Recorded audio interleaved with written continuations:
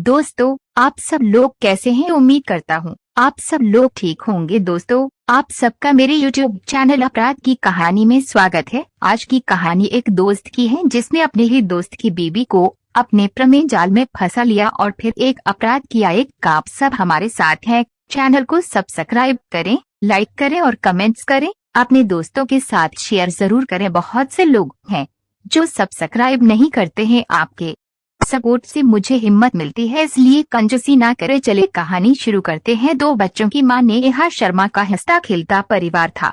पति प्रतीक शर्मा को medical store से अच्छी कमाई हो रही थी। इसके बावजूद भी पति के दोस्त आयुष शर्मा से नेहा के अवैध संबंध हो गए।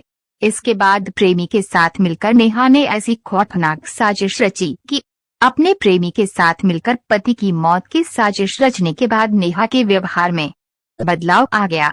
अब वह पति की किसी भी बात का बुरा नहीं मानती। प्रतीक कटाक्ष करता या फिर जली कट्टी बातें कहता तो नेहा गुस्सा करने की बजाय हंसकर टाल देती। वह प्रतीक को रिझाती और उसे मीठी मीठी बातें करती। यही नहीं, प्रतीक रात को घर लौटता तो नेहा कमरे में उसके साथ बैठती और अपने हाथों से जाम तैयार करती। पत्नी के इस बदले व्यवहार से प्रतीक का गुस्सा ठंडा पड़ गया। वह नेहा के साथ अच्छा बर्ताव करने लगा, उसकी बात भी मानने लगा। आयुष का घर आना और नेहा से बात करना प्रतीक को कचोटता तो था, लेकिन वह विरोध नहीं करता था। आयुष से उसकी दोस्ती बरकरार थी। कभी कभी आयुष के जोड़ देने पर दोनों की महफिल भी जमती थी। नेहा आयुष के प्यार में इतनी अधिक दीवानी हो गई थी कि उसने पति की हत्या कराकर आयुष के साथ जीवन बिताने का निश्चय कर लिया था। वह जब भी फोन पर बात करती आयुष को पति की हत्या के लिए उकसाती थी। उसे अब और ज्यादा इंतजार बर्दाश्त नहीं हो रहा था। उसने एक बार फिर आयुष के साथ कान से कान जोड़कर हत्या का प्लान बनाया। प्लान के मुताबिक नेहा ने पति से मायके जाने की इच्छा जताई तो वह राजी हो गया। 6 मार्च 2024 को प्रतीक नेहा व बच्चों को छोड़कर अपनी निजी ब्रेजा कार से ससुराल के लिए निकला। देर शाम प्रतीक अपनी ससुराल न्यू कॉलोनी कुम्हार टोला लालबाग फैजाबाद पहुंचा। वहां बीबी बच्चों को छोड़कर प्रतीक 7 मार्च को वापस कानपुर आ गया।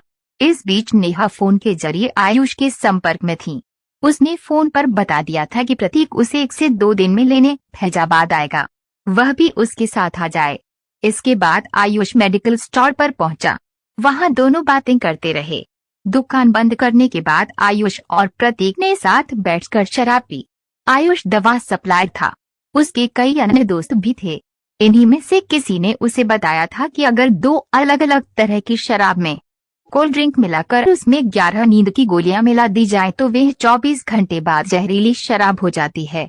आयुष ने इसी तरीके को अपनाया और जहरीली शराब बनाकर सुरक्षित रख ली।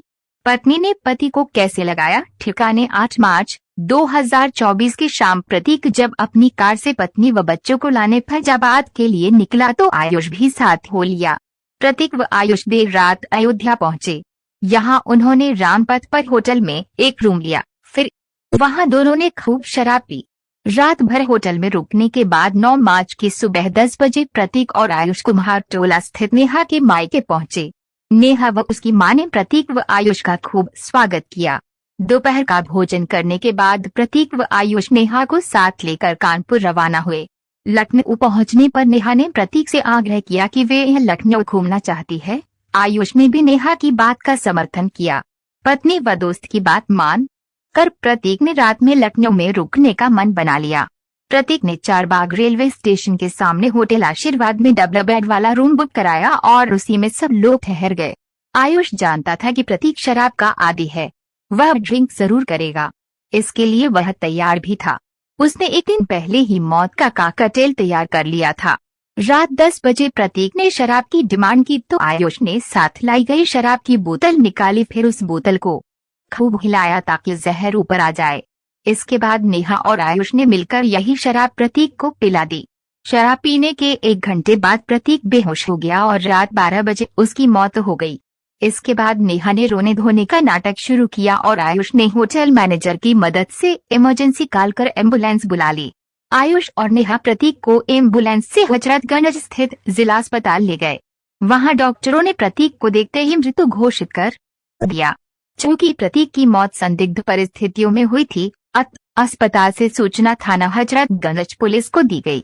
सूचना पाते ही पुलिस अस्पताल आ गई। पुलिस ने पूछताछ की तो नेहा ने बताया कि मृतक उसका पति प्रतीक शर्मा है। आयुष ने बताया कि मृतक उसका भाई है। वह कानपुर में रहता है। होटल आशीर्वाद में ठहरे थे। ड्रिंक के बाद भाई प्रतीक की तबीयत बिगड़ी तो उसे जिला अस्पताल लाए। यहाँ डॉक्टरों ने उन्हें मृत बताया। पूछताछ के बाद पुलिस ने प्रतीक के शव का पोस्टमार्टम हाउस भेज दिया। दूसरे रोज मृतक प्रतीक के शव का पोस्टमार्टम हुआ। पोस्टमार्टम के बाद शव को आयुष को सौंप दिया गया।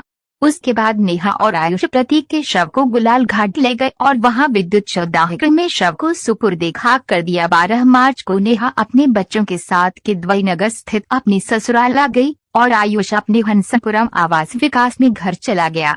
नेहा और बच्चों के साथ अपने बेटे प्रतीक को न देखकर पुनीत शर्मा का माथा ठनका। उन्होंने पूछा, बहू प्रतीक कहाँ है?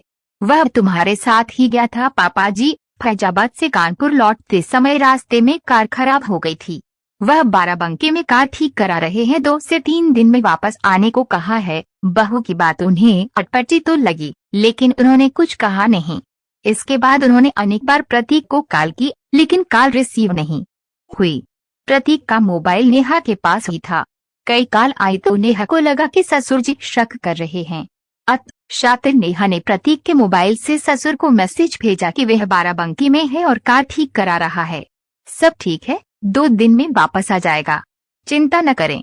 ऐसा ही मैसेज नेहा ने प्रतीक के मोबाइल फोन से अपने फोन पर भी भेजा।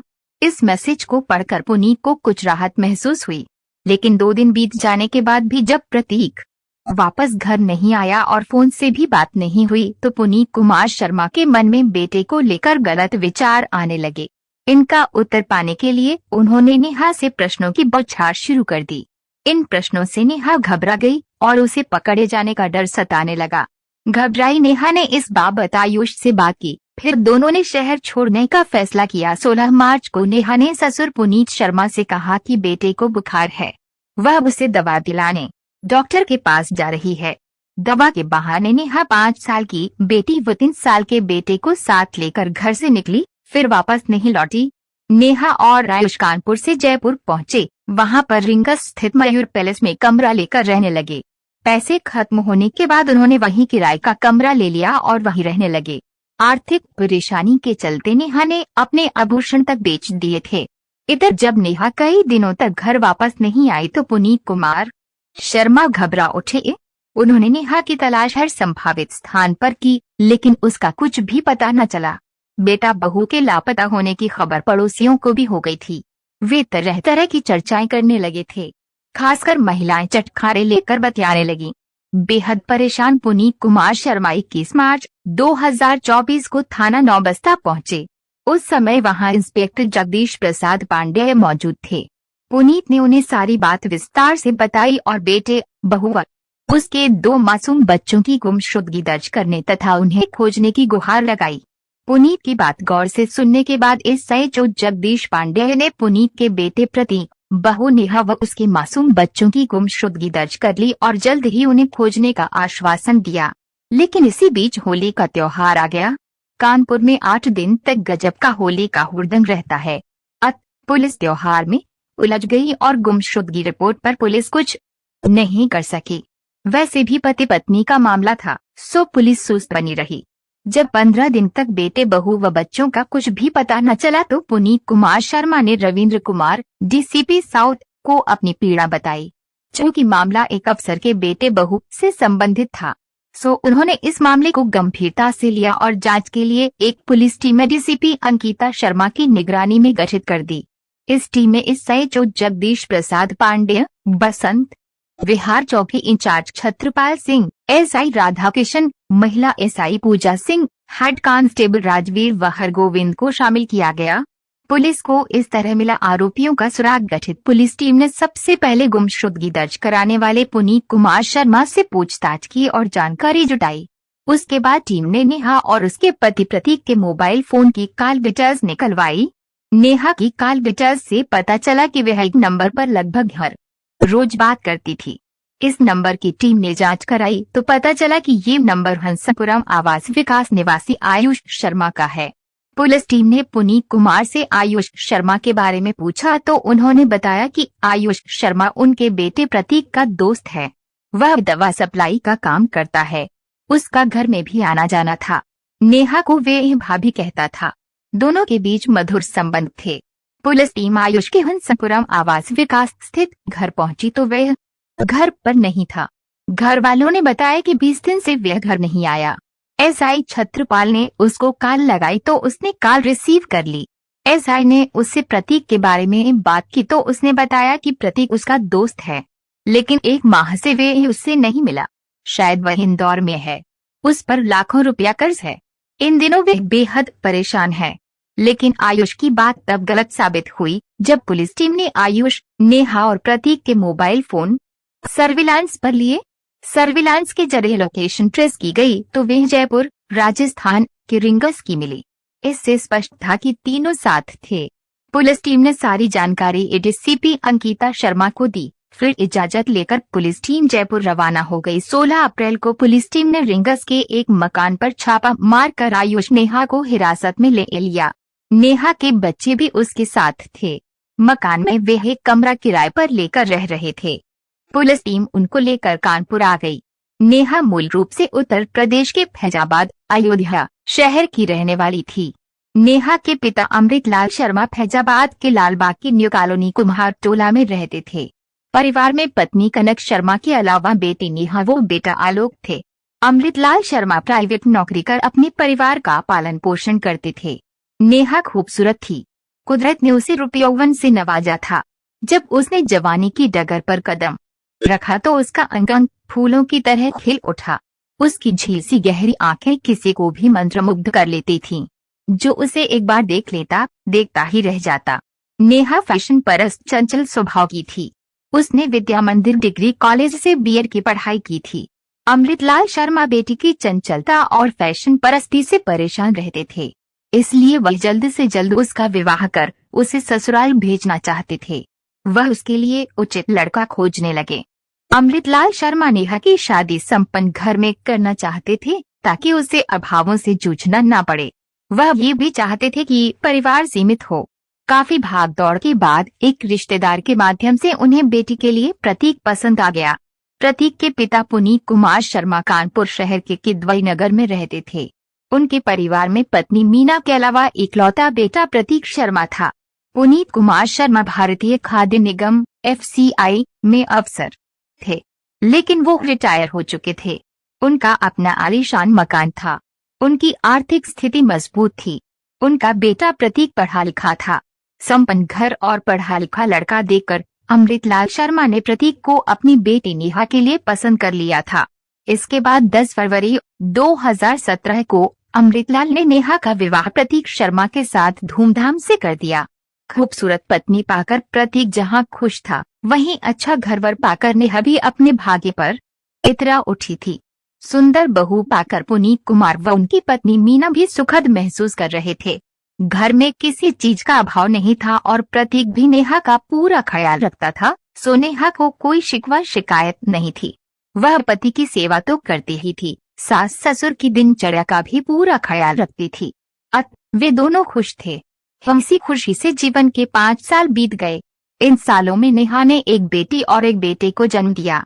समय बीतते पारिवारिक बोझ बढ़ा तो प्रतीक को आर्थिक चिंता सताने लगी। पापा रिटायर्ड थे और वे खुद कोई ठोस कारोबार नहीं कर रहा था। प्रतीक को मेडिकल लाइन की अच्छी जानकारी थी। वह मेडिकल स्टोर खोलना चाहता था।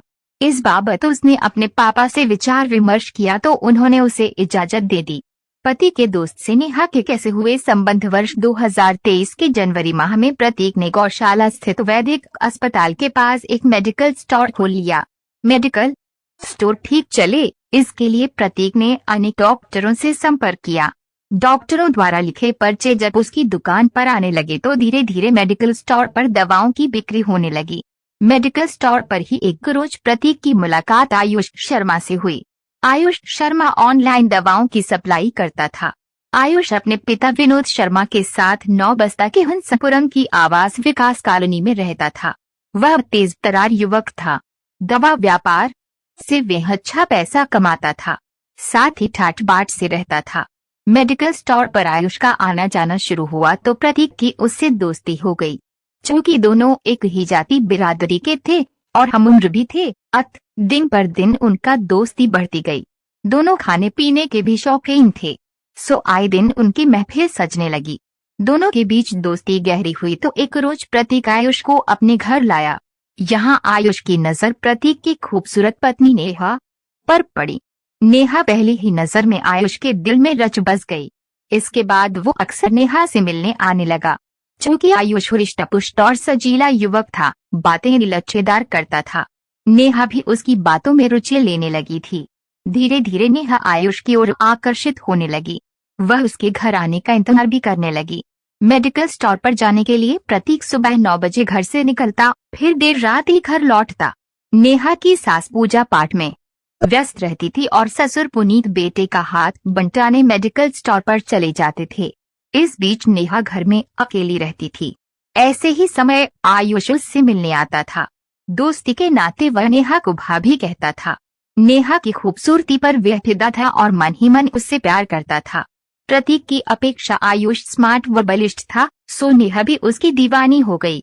एक रोज आयुष नेहा के घर आया तो वह किसी सोच में डूबी थी। उसकी ये हालत देख कर आयुष बोला, क्या बात है भाभी, तुम इतनी उदास क्यों हो? भैया से झगड़ा हुआ है क्या? नहीं, ऐसा कुछ नहीं है। मैं तो अपनी किस्मत को कोस रही हूँ। जो तुम्हारे भैया जैसा पति मिला, वह तो कमाने में इतने व्यस्त हो गए हैं, कई बीबी बच्चों की तरफ ध्यान ही नहीं देते। सो तो है भाभी, प्रतीक भैया कारोबार में इतने व्यस्त रहते हैं कि उन्हें पत्नी व बच्चों का ख्याल ही नहीं रहता। अरे, काम की भी एक हद होती है। दुकान का काम दुकान में और घर का काम घर में अच्छा लगता है। नेहा से हमदर्दी जताते हुए आयुष बोला। आयुष ने नेहा से सहानुभूति जताई तो वह मुस्कुरा कर उसे टक ताकने लगी। आयुष के मन में क्या है यह तो वह पहले से जानती थी, सिर्फ संकोच ही उसे रोके था। नेहा की निगाह को देखते हुए आयुष मदहोश होने लगा। नेहा अचानक बोली, बैठ जाओ आयुष। खड़े क्यों हो? आयुष के लिए इतना इशारा काफी था। वह सोफे पर बैठने की बजाय नेहा के बेड पर बैठ गया। उसने अपना हाथ नेहा की जांघ पर रखा गया तो फिर वही हुआ जिसकी दोनों को तमन्ना थी। आयुष ने नेहा की देह का पोर पोर चूमते हुए उसके यौवन में गोता लगाने शुरू कर दिए। नेहा भी उसका भरपूर साथ दे रही थी। कुछ देर बाद पसीने में डूबे दोनों अलग हुए तो उनके चेहरों पर असीम सुख की अनुभूति थी। शारीरिक सुख की भूखी नेहा को आयुष का साथ मिला तो उसे कुछ ख्याल ही नहीं रहा। वह ये भी भूल गई कि वे शादीशुदा और 2 मासूम बच्चों की मां है।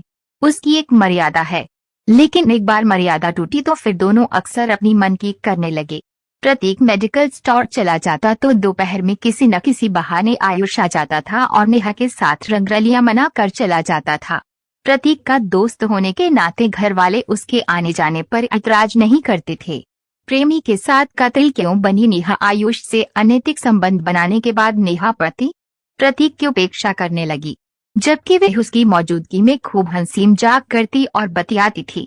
घर वालों ने पहले तो इस ओर ध्यान नहीं दिया, पर पड़ोसियों में कानाफूसी शुरू हुई तो बात प्रतीक के कानों तक पहुंची। प्रतीक ने तो सपने में भी नहीं सोचा था कि उसकी पत्नी इतना नीचे गिर जाएगी। उसने नेहा से सवाल किया, ये आयुष मेरी गैर मौजूदगी में यहाँ क्यों आता है? तुम दोनों के बीच क्या चल रहा है? नेहा डरने वाला जाने के बजाय त्योरियां चढ़ाकर बोली, आयुष तुम्हारा दोस्त है, तुम ही उसे घर लेकर आए थे। मैं तो उसे बुलाने नहीं गई थी। अब जब वह घर आ जाता है तो मैं उसे कैसे मना करूं?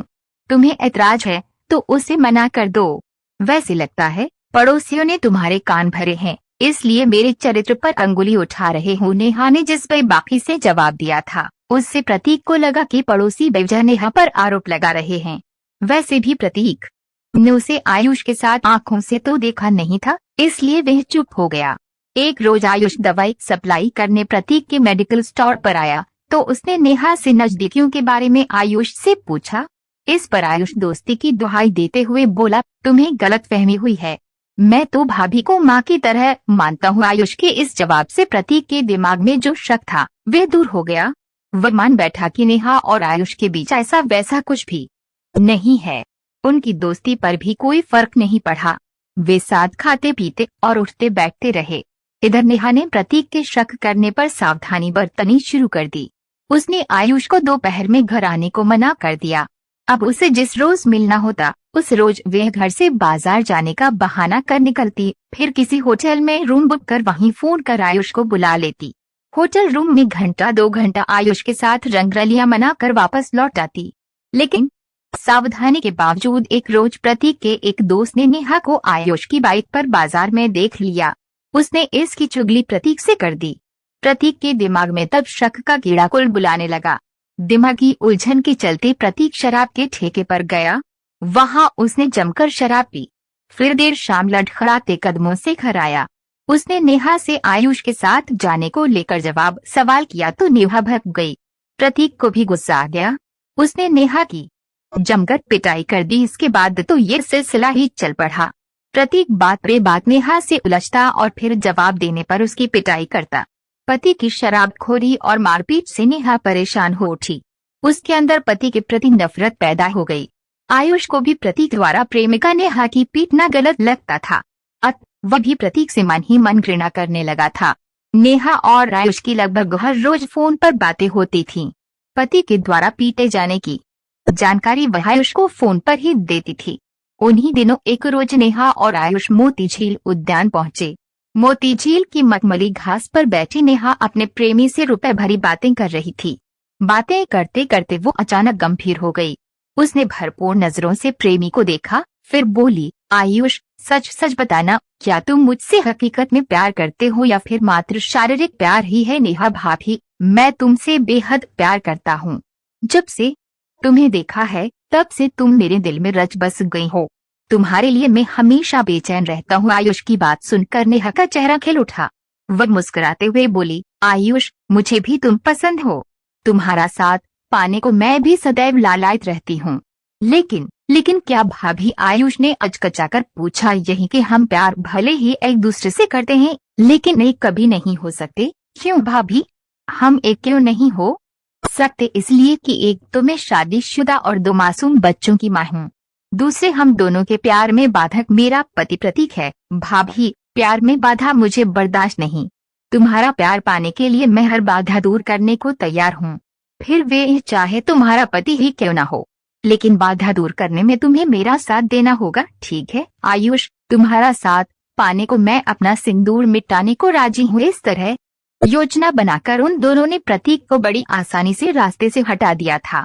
उन दोनों से पूछताछ के बाद प्रतीक की लव क्राइम की जो कहानी निकलकर सामने आई वह इस प्रकार थी। 17 अप्रैल 2024 को एडीसीपी अंकिता शर्मा ने नेहा और आयुष से पूछताछ की तो उन दोनों ने प्रतीक की हत्या करने व शव को विद्युत शवदाह में खाक करने की जानकारी दी। आयुष शर्मा ने बताया कि प्रतीक उसका दोस्त है। घर आते जाते उसके नाजायज संबंध दोस्त की पत्नी नेहा से हो गए। कुछ समय बाद प्रतीक पत्नी पर शक करने लगा और उसे मारने पीटने लगा। प्रतीक मिलन में बाधक बनने लगा तो हम दोनों ने उसकी हत्या की योजना बनाई। योजना के तहत चारबाग के आशीर्वाद होटल में उसे जहरीली शराब पिलाई जिससे उसकी मौत हो गई। उससे बाद उसे जिला अस्पताल ले गए जहां डॉक्टरों ने मौत की पुष्टि की। पुलिस ने शव को पोस्टमार्टम से बाद उसे सौंपा। बाद में उन दोनों ने दाह संस्कार कर दिया।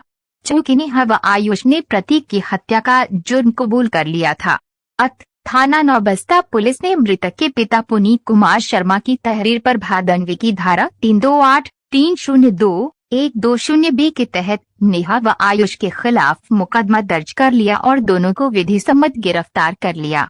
हजरतगंज पुलिस ने इस मामले में कोई कार्रवाई इसलिए नहीं की थी क्योंकि पोस्टमार्टम रिपोर्ट में मौत का कारण स्पष्ट नहीं था।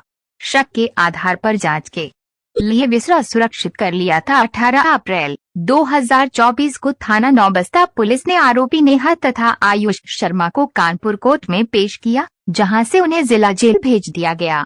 नेहा के दोनों बच्चे अपने दादा दादी की अभिरक्षा में पल रहे थे। दोस्तों, आपको कहानी कैसी लगी कमेंट कर जरूर बताएं और एक बार आपसे कहूँगा चैनल को सब्सक्राइब करें और लाइक करें, शेयर करें भी करें। कल फिर मिलेंगे एक और नई कहानी के साथ। तब तक